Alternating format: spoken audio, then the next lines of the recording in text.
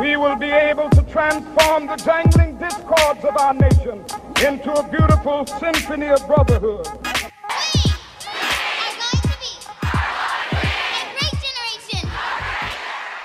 Hello, my name is Cooper Pate. And my name is Anna Itzkowitz, and this is Teen Movement America.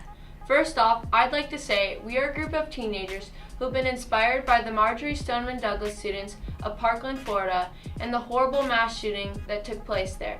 In a pursuit to further their magnificent movement, we are here to educate our peers about what we can all do to make change in our communities.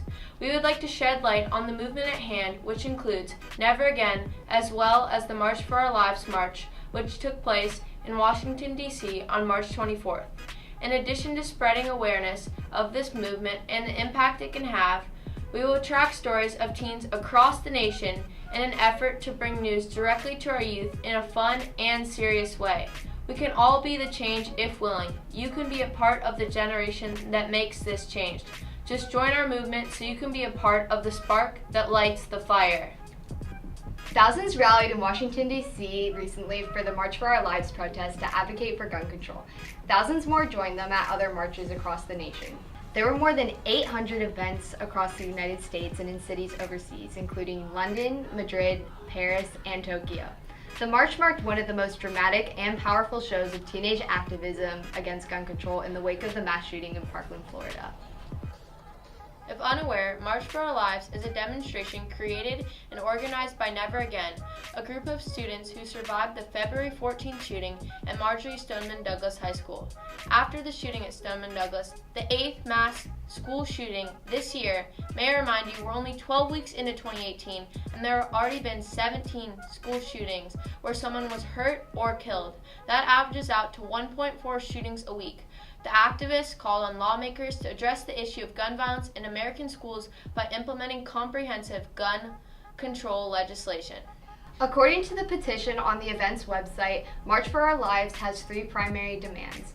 Pass a law to ban the assault weapons frequently used to carry out mass shootings, stop the sale of high-capacity magazines restricting the amount of ammunition, and close loopholes in America's background checks and implement laws that require background checks on every gun purchase, including those that occur online or at gun shows.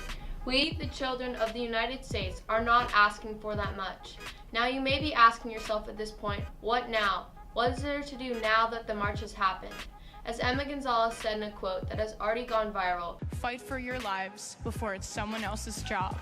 A powerful quote indeed said by Emma, who had one hell of a speech. But the question still remains, how can you or I get involved?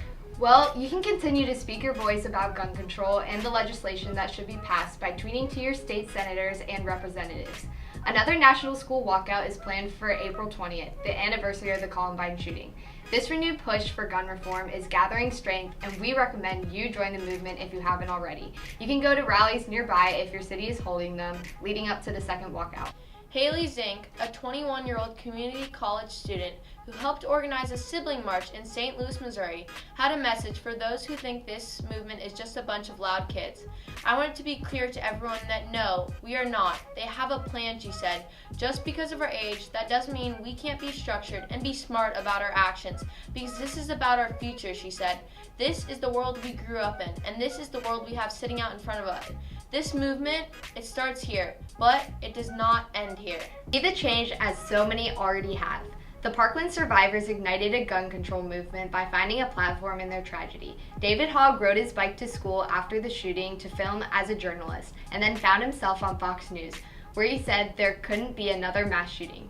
Emma Gonzalez's speech led to a chant, "We call BS!" Cameron Kasky challenged Florida Senator Marco Rubio on accepting donations from the National Rifle Association during a CNN town hall. "We the students are tired of hearing thoughts and prayers. It is time for policy and change." In other words, enough is enough. I am Cooper Pate. And I'm Anna Itzkowitz. This has been Teen Movement America, bringing you the news about teen movements across the nation. Thank you for watching, and tune in for our next video, which will be posted in just a few days.